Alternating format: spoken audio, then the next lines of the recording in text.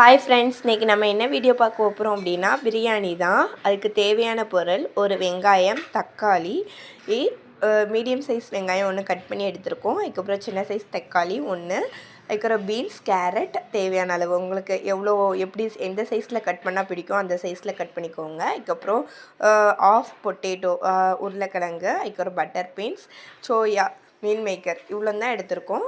வாங்க செய்யலாம். எங்களுக்கு தேவையான அளவு எண்ணெய் ஊற்றியாச்சு. நெக்ஸ்ட் ஹோல் ஸ்பைசஸ் ஆட் பண்ணலாம் வாங்க. கொஞ்சோண்டு பெருஜீரகம், 4 கிராம்பு, கடல் பாசி, 2 பிரிஞ்சி இலை, அதுக்கப்புறம் பட்டை, அன்னாச்சிப்பூ, அதுக்கப்புறம் ரம்பெல்லை, இவ்வளோ இதையும் ஆட் பண்ணிக்கலாம். இது கூட முந்திரி கொஞ்சம் எடுத்து வச்சுருக்கேன், அதையும் ஆட் பண்ணிக்கிடுறேன். நம்ம இந்த கிளாஸ்க்கு 2 கிளாஸ் அரிசி தான் செய்ய போகிறோம். வீட்டு அரிசியில் தான் இன்றைக்கி செய்ய போகிறோம். இது நல்லாவே வதங்கிருச்சு. அதுக்கப்புறம் வெங்காயம் ஆட் பண்ணிவிட்டு காட்டுறேன்.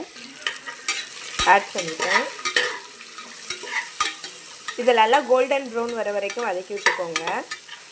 இது கூட நான் கொஞ்சம் தேவையான அளவு சால்ட் ஆட் பண்ணியிருக்கேன். அப்போனா வெங்காயம் சீக்கிரமாக வதங்கும். நீங்களும் ஆட் பண்ணிக்கோங்க. நல்லாவே இல்லை கோல்டன் ப்ரௌன் ஆயிடுச்சு. இப்போ தக்காளி வெட்டி வச்சதை ஆட் பண்ணிக்கலாம். ஒரு வாட்டி நல்லா கிண்டி விட்டுட்டு 2 மினிட்ஸ் வதங்க வைங்க.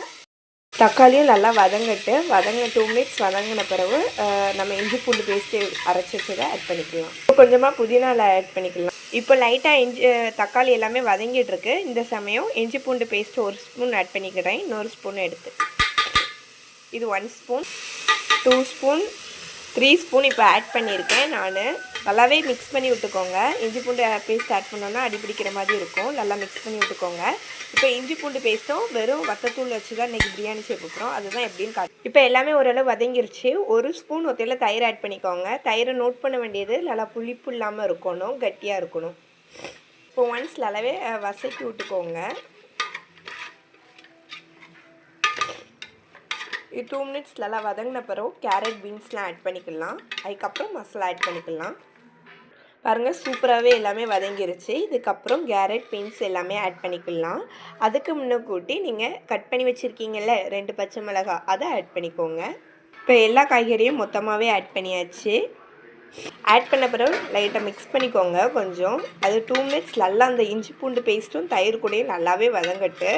சால்ட் உங்களுக்கு தேவையான போட்டுக்கோங்க. நான் நிறையாவே வெங்காயம் வதக்கச்சில் ஆட் பண்ணிட்டேன். அதனால் எனக்கு இது போதுமானது. உங்களுக்கு தேவைன்னா ஆட் பண்ணிக்கோங்க.